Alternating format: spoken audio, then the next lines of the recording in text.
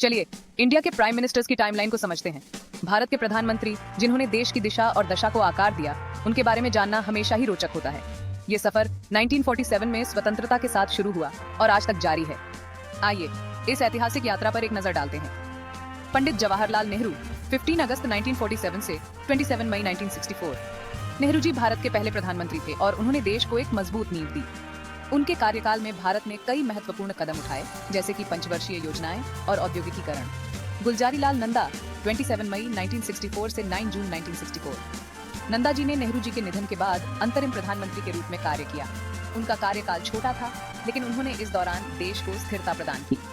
लाल बहादुर शास्त्री 9 जून 1964 से 11 जनवरी 1966। शास्त्री जी का कार्यकाल भी महत्वपूर्ण था। उन्होंने जय जवान जय किसान का नारा दिया और 1965 के भारत पाक युद्ध में देश का नेतृत्व किया।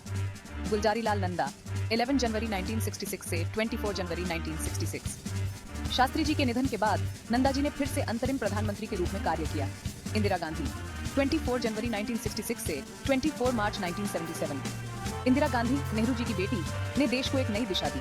उनके कार्यकाल में हरित क्रांति और बैंकों का राष्ट्रीयकरण जैसे महत्वपूर्ण कदम उठाए गए। मोरारजी देसाई 24 मार्च 1977 से 28 जुलाई 1979। देसाई जी जनता पार्टी के पहले प्रधानमंत्री थे। उन्होंने भ्रष्टाचार के खिलाफ कड़ा रुख अपनाया और कई सुधार किए। चरण सिंह 28 जुलाई 1979 से 14 जनवरी 1980। चरण सिंह जी का कार्यकाल भी छोटा था, लेकिन उन्होंने किसानों के हित में कई महत्वपूर्ण कदम उठाए। इंदिरा गांधी 14 जनवरी 1980 से 31 अक्टूबर 1984। इंदिरा गांधी ने अपने दूसरे कार्यकाल में भी कई महत्वपूर्ण निर्णय लिए। उनका कार्यकाल आतंकवाद और ऑपरेशन ब्लू स्टार के लिए भी जाना जाता है। राजीव गांधी 31 अक्टूबर 1984 से 2 दिसंबर 1989। राजीव गांधी, इंदिरा गांधी के पुत्र, ने देश को तकनीकी और संचार के क्षेत्र में आगे बढ़ाया। उनके कार्यकाल में कंप्यूटर और टेलीकॉम क्रांति की शुरुआत हुई। विश्वनाथ प्रताप सिंह 2 दिसंबर 1989 से 10 नवंबर 1990। वीपी सिंह ने मंडल आयोग की सिफारिशों को लागू किया, जिससे पिछड़े वर्गों को आरक्षण मिला। चंद्रशेखर 10 नवंबर 1990 से 21 जून 1991।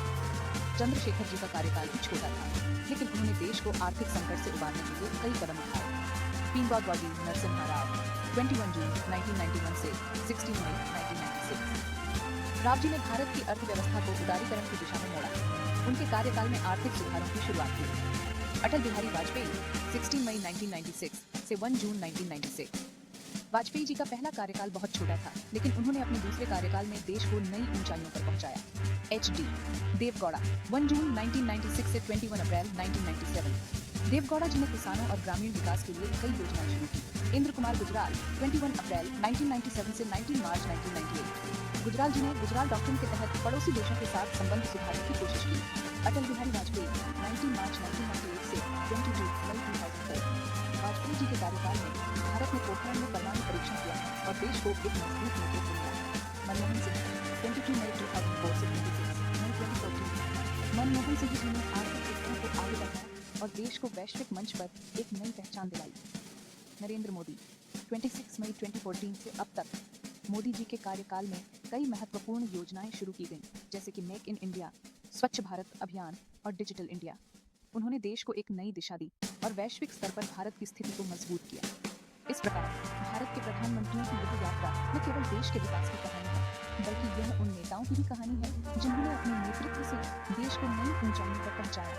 ऐसे ही जानकारी के लिए हमारे चैनल को सब्सक्राइब करें, लाइक करना और कमेंट करना न भूलें।